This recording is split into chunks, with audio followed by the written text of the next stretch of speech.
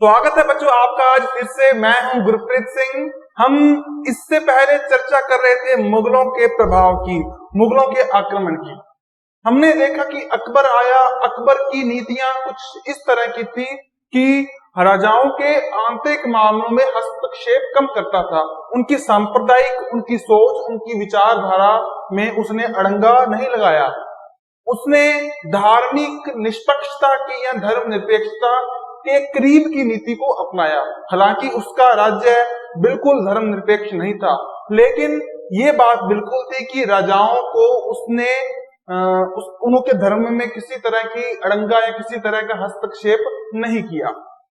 लेकिन इसके बाद आया उसका पुत्र, पुत्र के बाद में आया औरंगजेब।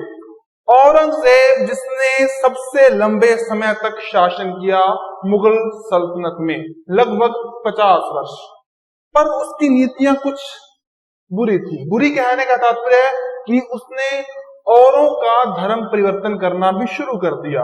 उनके धर्मों में हेरफेर या कुछ नीचा दिखाने जैसे कृत्य भी करने लगा। ठीक है, असहिष्णुता, सहनशीलता की कमी थी।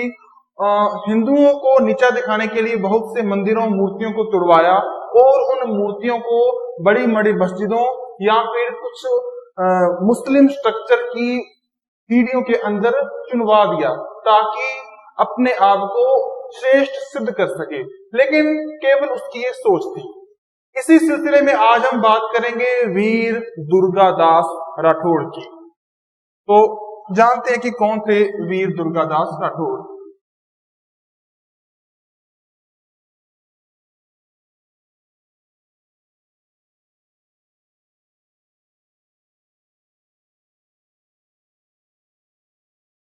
देखिए, जैसे आपने ना बचपन में एक कविता पढ़ी होगी हिंदी में, पन्ना धाय वाली, कि पन्ना धाय ने अपने सोते हुए पुत्र को उदय सिंह की जगह लिटा दिया था। ठीक है, और जब बीरबल या कौन था वो आया था, उसने देखा कि दो बच्चे सो रहे हैं, तो उसने पन्ना धाय के पुत्र को उदय सिंह समझकर मार दिया। यानी कि पन्ना धाय की स्वामी भक्ति बहुत ही बढ़िया थी, बहुत अच्छी थी। उसी तरह से अगर हम मेवाड़ की तुलना मारवाड़ से करें तो स्वामी भक्ति के लिए सबसे ज्यादा जाने जाएंगे वीर दुर्गादास राठौड़। दुर्गादास राठौड़ कोई शासक नहीं थे, कोई राजा नहीं थे, कोई सुल्तान नहीं थे, लेकिन बावजूद उनका नाम मारवाड़ के इतिहास में स्वर्ण अक्षरों से लिखा जाएगा। तो बात करेंगे शुरू से शुरू। ठीक है, इनके जीवन काल का अगर समय की बात करें तो ये लगभग 1665 में इनका जन्म हुआ था। माफ कीजिए, लगभग 38 में हुआ था जन्म, और लंबे समय तक ये जीवित रहे थे। उसके बाद बच्चों क्या हुआ कि अगर बात करें कि ये थे कौन, तो जोधपुर के महाराज थे उस समय जसवंत सिंह। जोधपुर यहाँ कहें मारवाड़, जसवंत सिंह।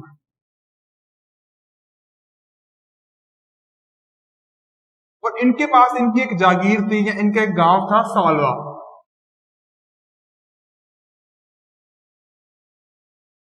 सालवा में जो आस्करण थे उनकी तीसरी पत्नी के पुत्र थे दुर्गादास राठौड़। लेकिन दुर्गादास राठौड़ की माता के साथ आस्करण यानी कि दुर्गादास के पिता का कुछ मतभेद था, जिसके कारण उसने इनको निष्कासित कर दिया, यानी कि अपने से दूर कर दिया। दुर्गादास राठौड़ और उसकी माता ये दोनों चले गए डोला डूंडा गांव में। ठीक है ना, सबसे पहले ये गए थे लुवाने नाम के गांव में। बच्चों, लुवाने नाम के गांव में गए ये। इन्होंने यहाँ पर क्या किया कि खेती करके अपना जीवन गुजारना शुरू कर दिया। इसी सिलसिले में एक बार एक राजकीय चरवाहे से तात्पर्य है कि उस समय राज्य की आय के लिए या राज्य की कमाई के लिए केवल कृषि या टैक्स ही साधन नहीं था। कुछ लोग पशुओं को लेकर चरवाने जाते थे, उनसे मिले उत्पादों के जरिए भी राज्य की आय या उनकी कमाई की जाती थी। तो इसी क्रम में एक चरवाहा, एक पशुचारक गया। तो देखिए, अपने में कभी देखते हैं ना कि जो सरकारी तौर पर आदमी आए वो अपने आप को बड़ा ही फ्री हैंड समझता है। ऐसी हालांकि अब सुधार होने लगा है, लेकिन अगर कोई सरकारी व्यक्ति आए ना तो अपने आप को कानून से भी ऊपर समझने लगता है। यही हाल हुआ उस चरवाहे का। उस चरवाहे ने पशुओं को लोगों के खेतों के बीच से गुजारना शुरू कर दिया। इससे क्या हुआ कि लोगों की फसलें खराब होने लगी। इस बात को लेकर जो दुर्गादास राठौड़ थे उनको थोड़ा गुस्सा आ गया। उन्होंने उस राजकीय पशु चारक की हत्या कर दी। हत्या का समाचार महाराजा जसवंत सिंह के पास पहुंचा और तभी उन्होंने आस्करण को तलब किया। तलब करने का तात्पर्य अपने पास बुलाया और पूछा, उनसे सफाई मांगी कि तुम्हारे उस गांव वाले पुत्र ने ऐसा क्यों किया। तो जानती हैं आस्कर ने क्या उत्तर दिया कि मेरा तो कोई गांव में पुत्र ही नहीं है। समाचार आस्करण के पुत्र दुर्गादास के पास ही पहुंचा। उसको भी महाराज ने अपने राज दरबार में उपस्थित किया। यही प्रश्न उसी के पास फिर से दोहराया गया।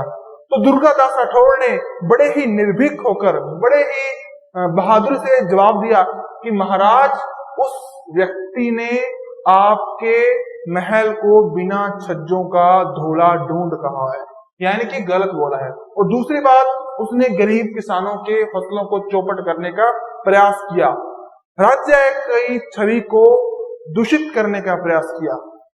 तो वाकई इस बात से जो महाराज जसवंत सिंह थे वो प्रभावित हो गए।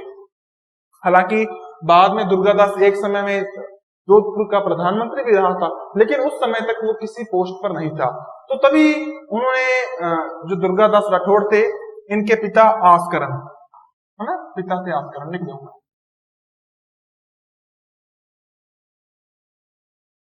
इनके पिता से पूछा कि भाई आपने तो कहा था कि आपका कोई पुत्र ही नहीं है। तो उन्होंने कहा कि पुत्र पुत्र होते हैं, कपूत कभी पुत्र नहीं होते।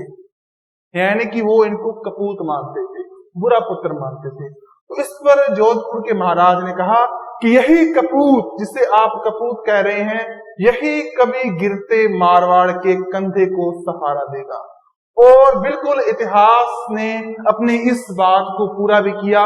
और एक समय जब जोधपुर बिल्कुल खिंड चुका था, बिल्कुल खंडित हो चुका था, उसको सहारा देने वाला कोई नहीं था, तो वो राठौड़ साहब ही थे, वो यही थे जिन्होंने इस जोधपुर को सहारा दिया था।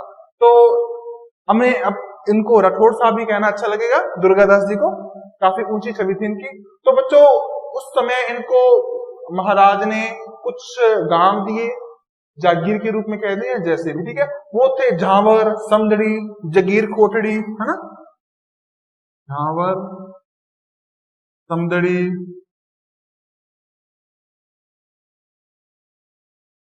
जगीर कोठड़ी, ये 1667 में इनको दिए गए थे। और अंबा रोवाड़ो और अमरसर, अंबा रोवाड़ो में अमरसर 1667 का साल था वो, जब इनको ये गांव दिए गए, ठीक है ना। इनका जन्म हुआ था बच्चों 1638 में, ठीक है। और 1718 तक ये जीवित रहे थे, ठीक है बच्चों।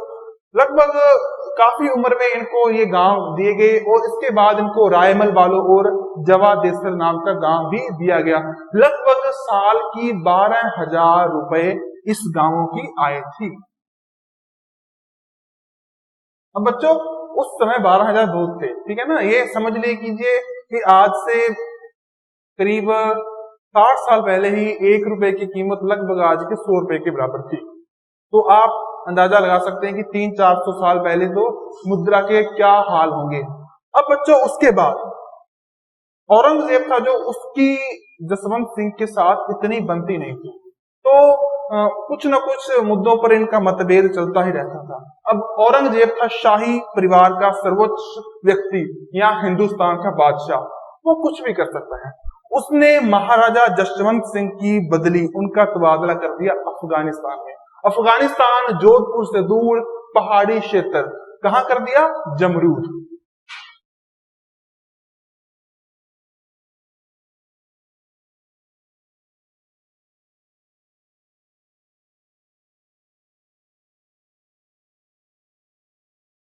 अब बच्चों, अफगानिस्तान में इनका ट्रांसफर हो चुका है, लेकिन वहां का मौसम कह दें, जो भी कह दें, इनको भाया नहीं, ठीक है। वहां पर ये कुछ समय बाद बीमार पड़ गए और अंततः इनकी मृत्यु हो गई। इनकी मृत्यु होगी 1678 में, इनकी महाराजा जसवंत सिंह की।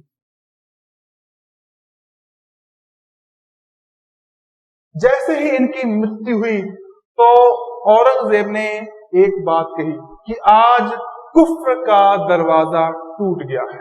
कुफ्र होता है जो इस्लाम को न माने, उसमें विश्वास न करे। यानी कि मतभेद थे केवल इस्लाम को लेकर, हम बिल्कुल कह सकते हैं, केवल और इसी से जुड़े हुए कुछ कथनों को लेकर। और जब महाराजा जसवंत सिंह का निधन हुआ तो औरंगजेब बहुत खुश हुआ और उसने पहला काम क्या किया जानते हैं? उसने जोधपुर को खालसा घोषित कर दिया। खालसा, ये शब्द आपको बहुत ही ज्यादा सुनने में आएगा।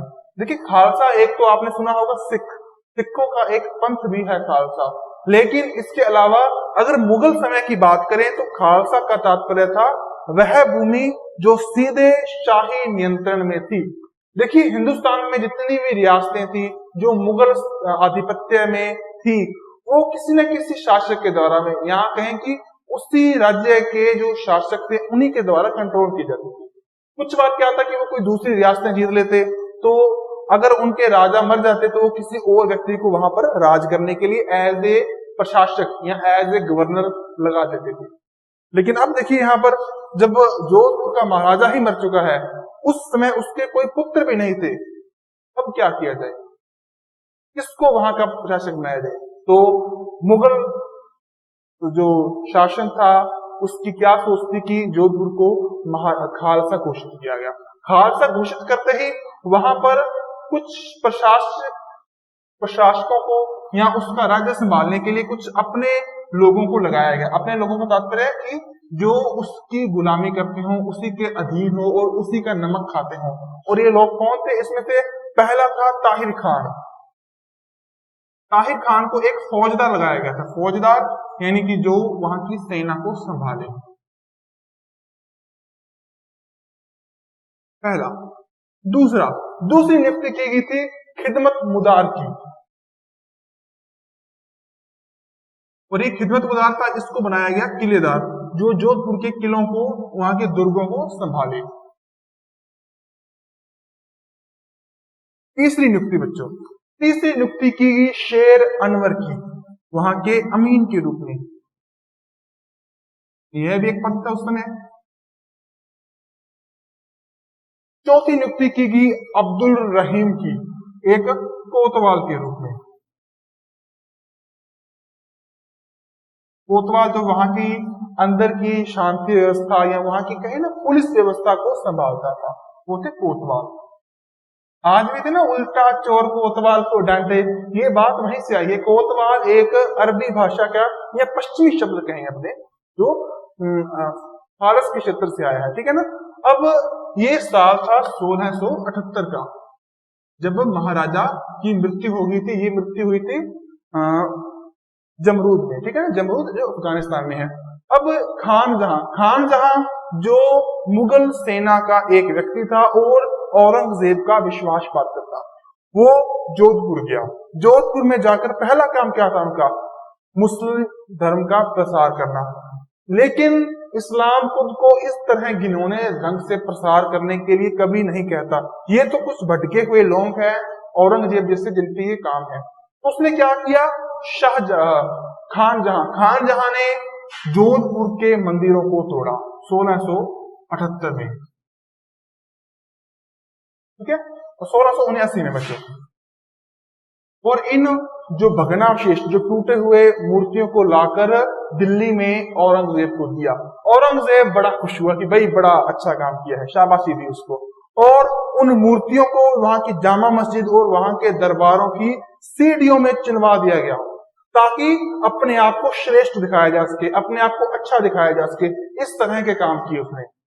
और उसके बाद जोधपुर के प्रशासक के रूप में उन्होंने महाराजा जसवंत सिंह, जो अब मर चुके थे, उनके बड़े भाई अमर सिंह के पौत्र इंद्र सिंह को बिठा दिया।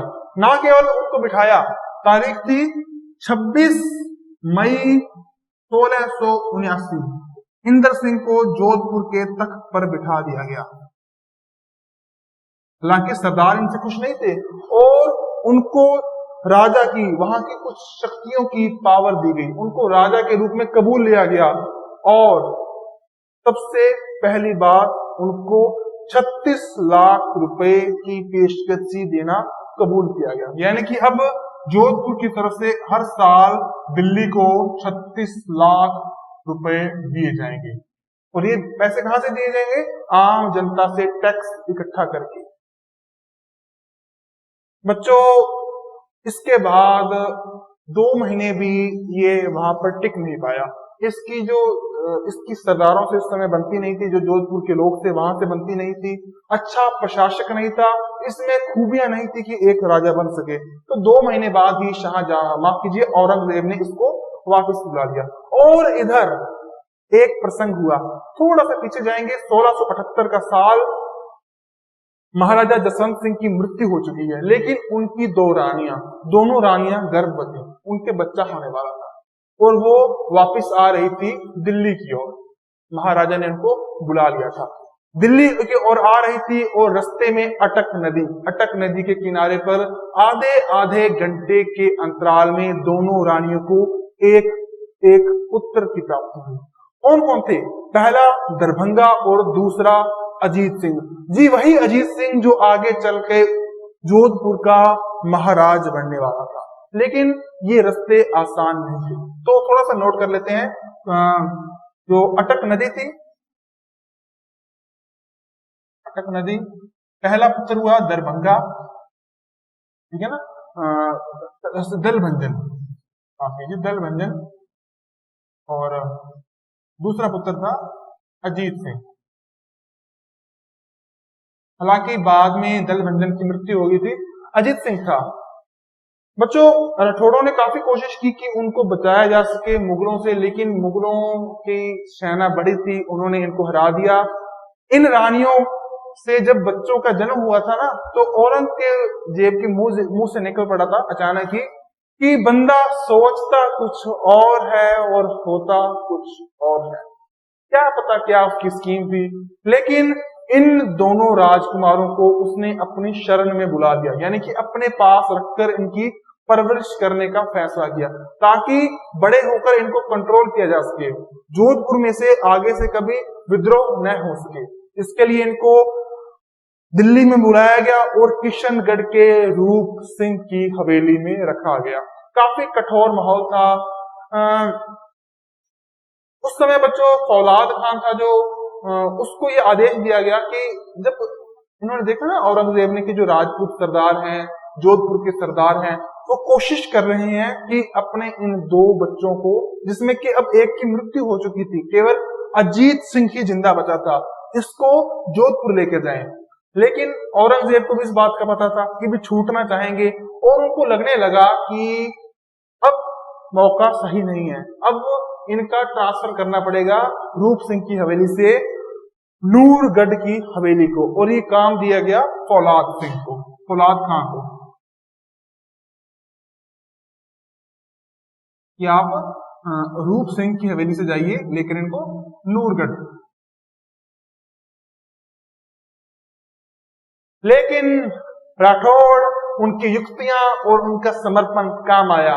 उन्होंने इनको दिल्ली ले जाने में दिल्ली से बाहर निकालने में कामयाबी हासिल की, और इसमें उनका साथ दिया बघेली नाम की एक दासी ने। बिल्कुल उन्होंने साथ दिया और अजीत सिंह को अब बाहर निकाल दिया गया। उनको लेकर जाया गया सिरोही में, कहां पर, किसकी सलाह पर? अजीत सिंह की माता देवड़ा जी की सलाह पर कलिंद्री सिरोही में लाया गया। वहां पर एक पुष्करना ब्राह्मण थे जयदेव, उनके संरक्षण में इनको रखा गया, और कुंदन दास खींची को बनाया गया इनका गुप्त रूप से अंगरक्षक। लिख लेते हैं इनको, है ना, क्या था? कलिंद्री में ले जाया गया इनको, कलिंद्री है सिरोही में, और पुष्करना ब्राह्मण है कौन?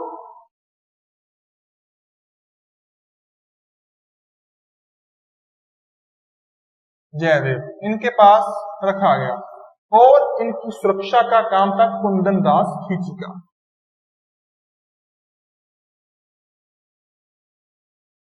और अगर इतिहासकार गोपीनाथ शर्मा की मानिए तो इस पूरे मास्टरमाइंड में जो दिमाग था, जो मस्तिष्क था, वो था दुर्गादास राठौड़ का। बिल्कुल मेवाड़ से इतर मारवाड़ के प्रति इतनी स्वामी भक्ति, इतना प्रेम, अपने मालिक के लिए इतना समर्पित कि अपनी जान की परवाह भी नहीं की। हो सकता था कि औरंगजेब क्रुद्ध होकर तभी उसको मार दे, लेकिन बच्चों औरंगजेब को भी बात पता लग गई कि अजीत सिंह चला गया, लेकिन पूरे विश्व में या पूरे भारत में अभी इस बात के बारे में ज्यादा भनक नहीं है। तो औरंगजेब ने कुछ युक्ति सोची। उसने एक नकली राजकुमार, जिसको उसने कहा ये अजीत सिंह है, उसका नाम बदल दिया और उसका नाम रख दिया मोहम्मदीन। उस नाम से इसको अपने पुत्री के पास भेज दिया। ठीक है। हालांकि इस बीच में बहुत सारे संघर्ष और भी हुए थे। इसी बीच जो उनकी रानी थी, जसवंत सिंह की रानी, वो थी बूंदी के नरेश, उनकी पुत्री 76 साल की, और उन्हीं की एक और बहन थी कानन देव, ठीक है ना, ऐसा कुछ। तो वो विवाहित हुई थी उदयपुर में राज सिंह के घराने में, ठीक है ना। जसवंत देव की बहन राज सिंह के घराने में विवाहित थी। और देखिए अब दोनों बहनें हैं, अजीत सिंह की मौसी है जो उदयपुर में रहती है। तो राठौड़ कौन? दुर्गादास राठौड़। उनके आग्रह पर राज सिंह ने अजीत सिंह को संरक्षण देने के लिए, यानी कि उनका अपब्रिंगिंग के लिए, उनकी परवरिश के लिए, कुछ धन का जुगाड़ रखने के लिए, कुछ स्रोत देने के लिए काम किया। क्या काम किया? अजीत सिंह को केलवे गांव का पट्टा दे दिया गया। पट्टे से तात्पर्य अब वो उस गांव से होने वाली उपज से अपना टाइम पास करेंगे। इस बात का पता लग गया औरंगजेब को, पट्टे का नहीं, कि शायद राज सिंह संरक्षण दे रहे हैं अजीत सिंह को, ठीक है। तो औरंगजेब ने राज सिंह को पाबंद भी किया कि भाई आप मुझे अजीत सिंह को लौटा दीजिए, लेकिन राज सिंह ने पूरी बातों को नजरअंदाज कर दिया। तो ये आ गया मेवाड़ यानी कि आज के उदयपुर का आसपास का क्षेत्र, ठीक है ना। राजस्थान में पश्चिमी दक्षिणी हिस्से में दो ही थी ना रियासतें, एक तो मारवाड़, मेवाड़ है ना, मेवाड़ उदयपुर वाला, मारवाड़ जोधपुर का। इसके बाद आमेर यानी कि आज का जयपुर। ये मुख्य रियासतें थी उस समय की। तो मारवाड़ के तो अजीत सिंह है, जसवंत सिंह जिनके पिता है इनके, अजीत सिंह पुत्र। मेवाड़ के हैं राज सिंह। अब राज सिंह की पत्नी और अभी मेवाड़ की रानी, ये दोनों हैं बहनें। बहने के कहने पर इनको जो गांव था केलवा गांव, उनका पता दे दिया गया।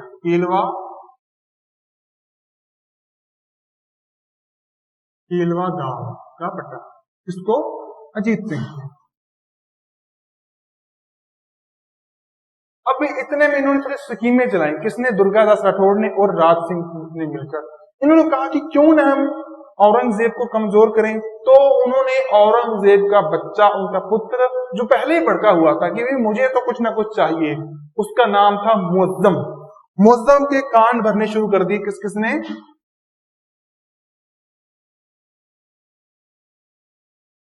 राज सिंह ने और दुर्गादास राठौड़ ने।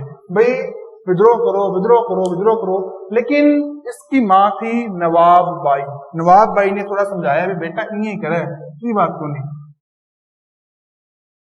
आपा कौन लड़ना, यानी कि कहने का तात्पर्य है कि अपनी भाषा में प्यार से समझाया कि बेटा हमने विद्रोह नहीं करना। तो ये टल गया, इसने उस समय विरोध को टाल दिया। और इसके बाद बच्चों शहजादे के बाद क्या हुआ? शहजादे के बाद उसका एक अन्य भाई यानी कि औरंगजेब का अन्य पुत्र शहजादा अकबर, शहजादे अकबर का नंबर लगा दिया।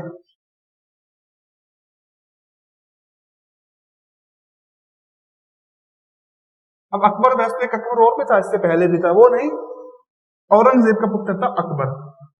इसको भड़काया भी, तेरे बापू तो यही है, ठीक है ना। यानी कि अपनी भाषा में मेरे कहने का तात्पर्य राजस्थानी में बोलने का प्रयास कर रहा हूं। तो उसको भड़काया गया भी कहीं आप अकबर पर हमला कीजिए। 1680 में एक घटना हुई। क्या हुआ कि राज सिंह की मृत्यु हो गई 1680 में। लेकिन राज सिंह के बाद इसका बाटा आया जय सिंह राज सिंह के नक्शे कदमों पर चलने वाला। क्या भी शहजादे को तो भड़काएंगे, शहजादे को भड़काना शुरू कर दिया। 1 तारीख जनवरी की पहली तारीख साल था 1681 का। क्या हुआ इस दिन? इस दिन औरंगजेब के बेटे शहजादे अकबर ने खुद को सुल्तान घोषित कर दिया। कहां पर? नाडोल में। लिख लीजिए आप, 1 मई 1681, ठीक है ना। 1 जनवरी है बच्चों। यहाँ पर नाडोल में स्वयं को बादशाह घोषित कर दिया। किसने कर दिया? शहजादा अकबर ने। क्योंकि अजीत अपने दुर्गादास ने और जय सिंह ने अच्छी तरह इसके कान बदली हुई देखी जाएगी अपने। चल भाई साहब को, ठीक है ना, राजी हो गया। तो इस समय क्या हुआ? दोरंगाई औरंग ये आगे इनसे युद्ध होना तय हो गया। इस समय क्या हुआ? अजमेर का सूबेदार था तहवक खां। तहवक खां जो था वो भी अब औरंगजेब से हटकर, उससे लड़कर राज सिंह, जय सिंह इनकी सेना और दुर्गादास राठौड़ के साथ आ चुका था। यानी कि सीधे तौर पर तो आया था वो शहजादा अकबर के पास कि भी अब लड़ाई करेंगे, देखी जाएगी जो हुएगी।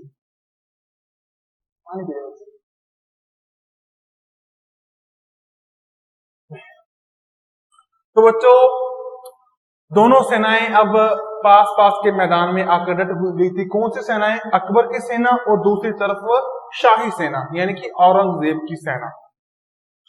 लेकिन तब औरंगजेब ने थोड़ी सी स्कीम चलाई। उसने थोड़ा सा दिमाग लगाया। उसने एक पत्र भेजा। किसको पत्र भेजा? तहवक खान को। तहवक खान कौन था? अभी आपको बताया है।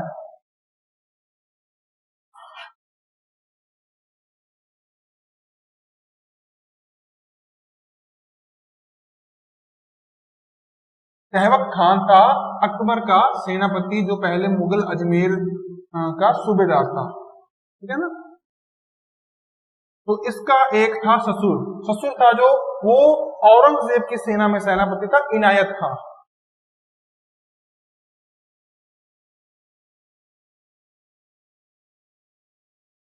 इनायत खान के द्वारा एक पत्र भेजा गया उसके पास कि भाई साहब आप आइए यहाँ पर। अगर आप ना आए हमारे पास, औरंगजेब कह रहे हैं, तो आपकी पत्नियों, आपके बच्चों को मरवा दिया जाएगा, उनकी हत्या कर दी जाएगी और उनके साथ अत्यंत अमानवीय व्यवहार भी किया जाएगा। और अगर आप हमारी शरण में आ जाते हो तो आपके गुनाहों को माफ कर दिया जाएगा। ये बात सुनी उन्होंने। दुर्गादास, जय सिंह दोनों सो रहे थे तंबुओं में। बिना उनको बताए हुए चुपके से अकबर के पास चला गया। अकबर के पास गया, माफ कीजिए, औरंगजेब के पास गया। कौन गया?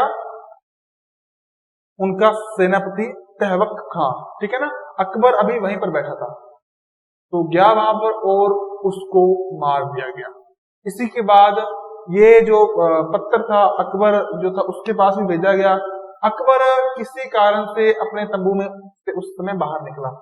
उसी समय जो औरंगजेब था उसने एक कूटनीति की। क्या कि उसने अकबर को सेनापति के रूप में एक चिट्ठी भेजी, एक संदेश भेजी कि भाई साहब आप आ जाइए, आपने बहुत अच्छा काम किया जो दुर्गादास को और जय सिंह को यहाँ पर ले आए बहाने से।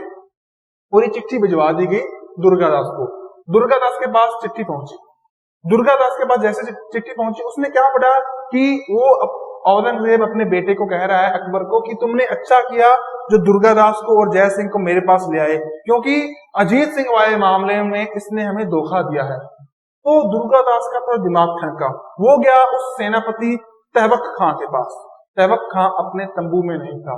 उसके बाद वो गया अकबर के तंबू में। अकबर वही औरंगजेब का बेटा जिसके नाम ये चिट्ठी आई थी, उसके पास गया। उसने क्या देखा कि अकबर अपने कमरे में तंबू में है, लेकिन उसको उठाने की परमिशन, अनुमति बिल्कुल नहीं है। इसके कारण दुर्गादास का दिमाग घूम गया। दुर्गादास गया जय सिंह के पास, बताई कहानी की ये कहानी हो रही है। उन्होंने बिना बताए अकबर को रात को अपना सामान बांधा और जोधपुर निकल दिए। अकबर सुबह हुई, अकबर को पता लगा भी ये कहानी होगी। उसने बड़ी मिन्नतें की बचा लो, ऐसी कोई बात नहीं है, लेकिन दुर्गादास ने नहीं मानी। लेकिन जब कुछ ज्यादा ही हो गया ना, तो उसको लगने लगा कि वास्तव में भाई ये तो औरंगजेब की चाल थी, ठीक है ना। तो इसके बाद बच्चों थोड़ा सा कहानी हुई।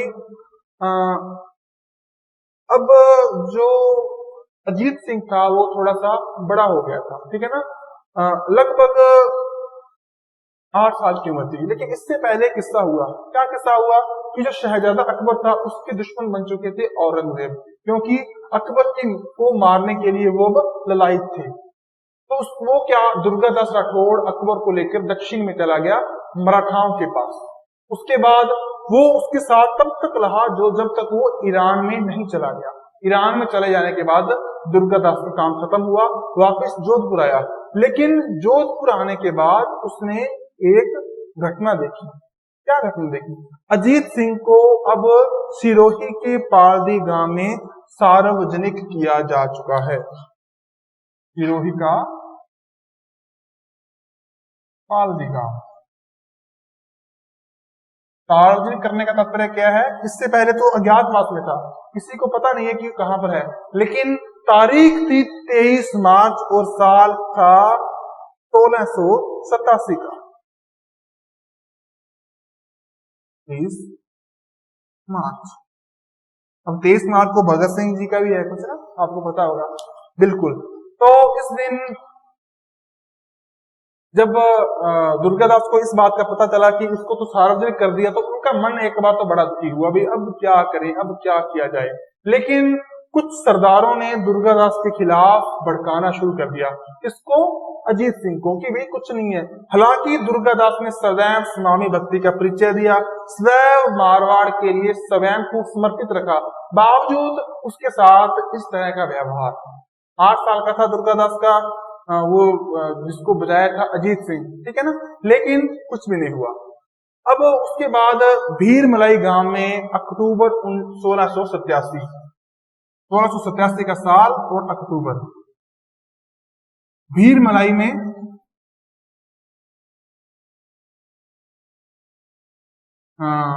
अजीत सिंह, जसवंत सिंह का पुत्र, और दुर्गादास राठौड़ इकट्ठे होके इन्होंने अपने गिले शिकवे मिटाए, भाई सारा ये करे, कोई बात को नहीं, ठीक है ना। अपने आप को एक दूसरे के लिए समर्पित बताया कि किस तरह से हमारे जोधपुर का इतिहास है, क्या हमारे सपने हैं। लेकिन दुर्गादास को उसके पास कुछ समय रहेंगे तो बाकी सरदार जो उसका कान भरने का काम करेंगे, ठीक है ना बच्चों। तो उसके बाद बच्चों सांबर विजय हुई और बहुत सारी घटनाएं हुई। 1707 में औरंगजेब की मौत हो गई। औरंगजेब की मौत होने के साथ ही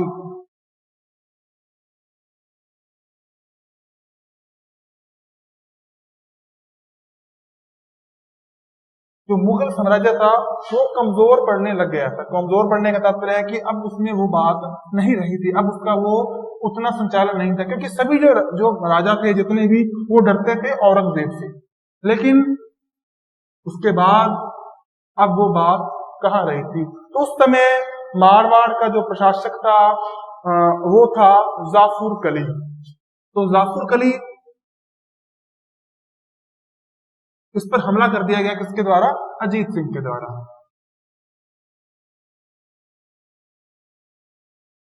हमला कर दिया गया, जाफर कली को आराम से वहां से भगा दिया। और कुछ मुस्लिम लोग इतने भयभीत हुए कि वो हिंदुओं का वेश बनाकर, यानी कि उस तरह के कपड़े, उस तरह की दाढ़ी वगैरह रखकर वहां से भाग गए। सांबर विजय हुई, इसके बाद अलग अलग हुए, राज सिंह की अलग से विजय हुई, ठीक है ना, बहुत से इसके बाद घटनाएं हुई।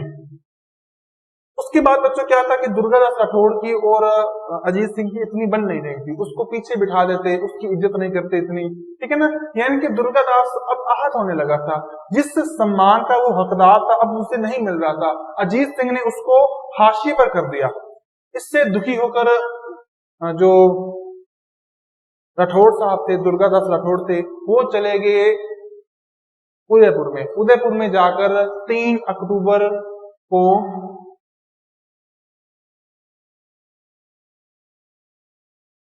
1708 को वहां पर उन्होंने उदयपुर के महाराज या मेवाड़ के महाराज के पास शरण ली।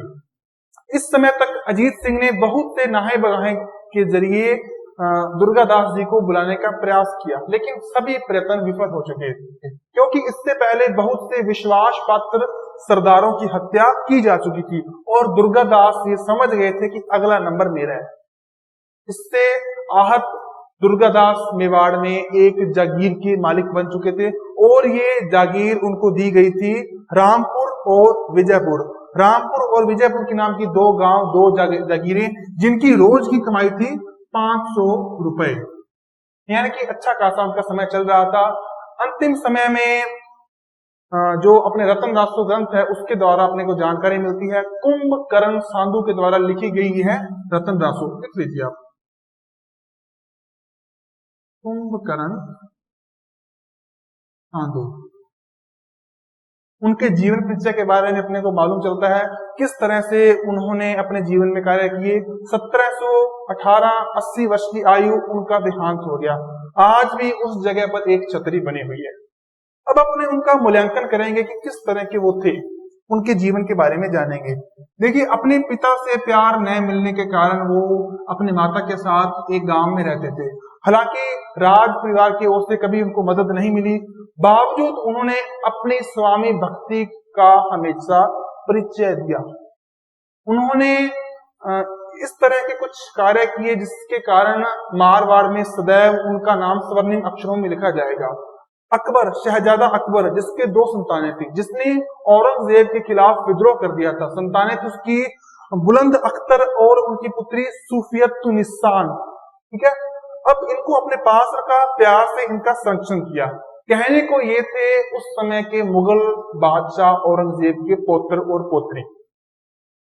अपने पास रखने के बावजूद उनको सुन्नी मतावलंबियों के अनुसार शिक्षित किया गया, उनको कुरानों का, नज़्मों का ज्ञान दिया गया।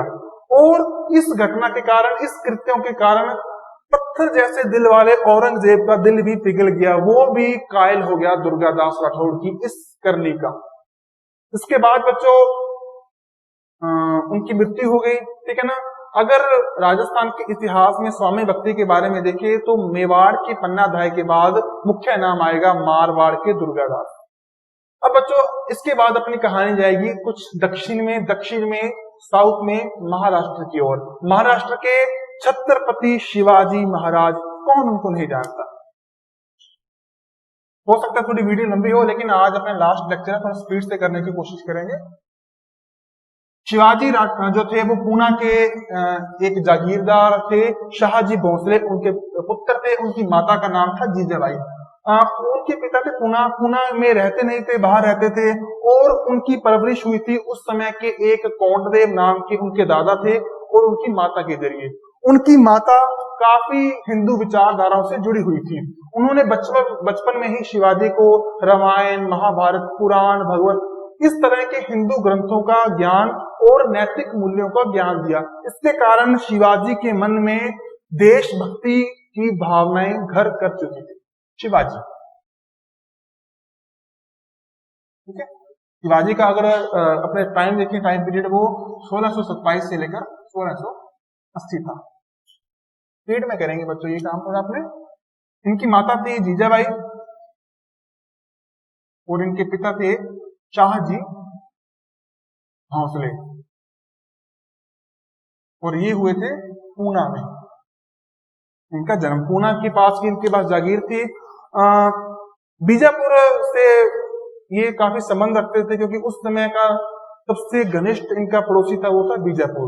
बच्चों बड़े हुए, केवल 12 वर्ष की उम्र में अपने पिता की मृत्यु के बाद इनको पूना की जागीर मिली। लेकिन इनका संघर्ष यहाँ पर खत्म नहीं हुआ। इनके मुख्य ध्येय थे सारगवाड़ी और चौथकर। चौथकर का तात्पर्य जो कि हिंदुओं के द्वारा लगाए जाने वाला एक पवित्र टैक्स था। इसी क्रम में बच्चों इन्होंने बीजापुर के जो साम्राज्य था उस पर हमला कर दिया। वहां के सुल्तान मोहम्मद आदिल शाह थे। मोहम्मद आदिल शाह उस समय बीमार थे, मृत्यु शैया पर लेटे हुए थे, तो उनका विद्रोह नहीं कर पाए, इनका विरोध नहीं कर पाए। 1646 का साल था, इन्होंने वहां पर हमला कर दिया। तोरण दुर्ग था, उस पर हमला किया गया, उस दुर्ग को लूट लिया गया। लूटने पर उसमें इतना संसाधन मिला कि उससे 5 से 6 किलोमीटर दूर एक अन्य दुर्ग था, उसका नाम था मुरुम्बतगढ़। मुरुम्बतगढ़ दुर्ग की मरम्मत करवाएगी और उसका नया नाम रख दिया गया राजगढ़। शिवाजी की स्तुति अब हर जगह बोलने लगी थी। इसी क्रम में उन्होंने अफजल खान नाम के एक सेनापति को भी हरा दिया 1659। अफजल खान का सेनापति ये था सुल्तान मोहम्मद आदिल शाह का एक सेनापति। लाख कोशिशें करने के बावजूद सुल्तान शिवाजी को हरा नहीं पा रहा था। इस सेनापति को भेजा गया। सेनापति ने ये बात कही कि मैं अपने घोड़े से बिना नीचा उतरे शिवाजी को बंदी बनाकर ले आऊंगा। लेकिन शिवाजी थोड़े अक्लमंद थे। शिवाजी के पास कृष्ण जी भास्कर नाम का एक दूत भेजा गया संधि करने के लिए। लेकिन शिवाजी कुछ तैयारी के साथ गए। किसके पास? उस अफजल खान सेनापति के पास।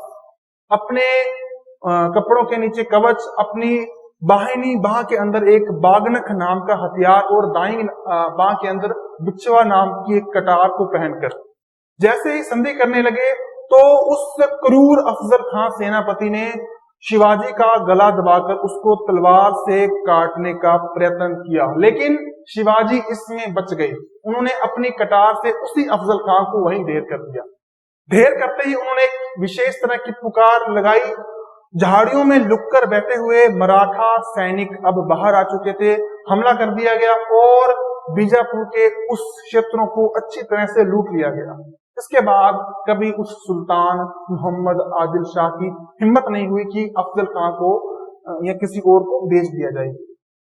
इसके बाद बच्चों मुगलों से भी शिवाजी ने टक्कर लेनी शुरू कर दी। मुगल जो अब दिल्ली में थे और ये समय था औरंगजेब का समय, जो महत्वाकांक्षी था अपने धर्म को लेकर भी और अपने राज्य विस्तार को लेकर भी।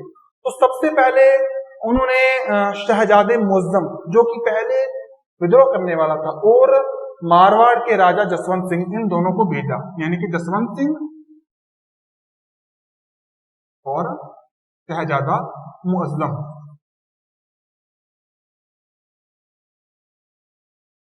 शिवाजी लूटपाट कर रहे थे, उत्तर में जाना तो उनको ना पैसे इकट्ठे कर रहे थे। इन दोनों को भेजा गया, लेकिन इनको वैसे भेज दिया गया, ठीक है ना, इनकी बाटी मांझ दी गई। इसके बाद शिवाजी को हराने के लिए, उनका दमन करने के लिए औरंगजेब ने जयपुर यानी कि उस समय का आमेर, वहां के मिर्जा राजा जय सिंह, उनको भेजा गया और उनके साथ दो बहादुर सेनापति दिलेर खां और ताज खां को भेजा गया। ये समय था 1665 मई का। हमला किया गया, बुरी तरह से शिवाजी उसमें पराजित हो गया। तब क्या था? पराजित हो गया तो वहां पर एक संधि की गई, पुरंदर की संधि। बहुत खास बात है बच्चों, पुरंदर की संधि। बच्चों के ना तरीके और संधियों के नाम और राजाओं के नाम, पुस्तकों के नाम, ये बिल्कुल याद कीजिए, इसके कारण परीक्षा में अंक अच्छे आएंगे, ठीक है। इसके बाद बच्चों इस संधि में कहा गया कि आप अपने कुछ क्षेत्रों पर अधिकार रखिए शिवाजी, लेकिन आपको राज दरबार में उपस्थित होने से छूट मिल जाएगी, यानी कि मन हो तो आना, न मन हो तो आप न आना। लेकिन शिवाजी वहां पर गए, किसके साथ गए? जय सिंह के साथ, ठीक है। आगरा से होते हुए वे पहुंचे दिल्ली। लेकिन दिल्ली में वो क्या देखते हैं कि उनको राज दरबार में जसवंत सिंह के पीछे की तीसरी पंक्ति में खड़ा किया गया। इसमें शिवाजी ने एक डायलॉग मारा कि मैंने जिस बंदे की पीठ देखी है रणभूमि में, मेरे सैनिकों ने जिस लोगों की पीठ देखी है वो मेरे आगे खड़े हैं, ये कैसा हो सकता है? मेरा अपमान है ये। और वो उस भरे राज दरबार को छोड़कर राम सिंह, जो कि जय सिंह का पुत्र था, उसके घर में या उसके महल में आ गए। इससे भी औरंगजेब चिढ़ गया, भी ऐसे कैसे मेरी बेइज्जती करके चला गया। उसने तुरंत शिवाजी को पकड़ने का आदेश भेजा। उसको कैद कर लिया गया एक महल में। लेकिन शिवाजी अब बाहर जाना चाहता था। बाहर जाने के लिए उसने कई यत्न किए। एक यत्न यह था कि फलों की भरी हुई टोकरियां उसके पास रोजाना आ रही थी। जो शिवाजी था वो पड़े पड़े बीमार हो गया महल में, टोकरियां आ रही थी। एक दिन उसने क्या किया कि उस टोकरियों में बैठकर खुद बाहर चला गया। तो क्या इस बात का सैनिकों को पता नहीं लगा? बिल्कुल, शुरुआत में तो गहन जांच की जा रही थी, लेकिन जब रोज वही टोकरियां, वही फल, तो सैनिक थोड़े आलसी हो गए। उन्होंने एक बार जांच नहीं की और इसी से शिवाजी बाहर चले गए। 1667 शिवाजी बाहर आ चुके थे। उन्होंने फिर से वही काम, लूटपाट करना शुरू कर दिया, ठीक है ना। कहां पर? दक्षिण में, अपने राज्य की भलाई के लिए, ठीक है। इसके बाद उनको उसी हाल में छोड़ दिया गया। 1674 का साल इस साल शिवाजी महाराज का राज तिलक हुआ, और ये तिलक किया था गंगा भट्ट नाम के एक ब्राह्मण ने।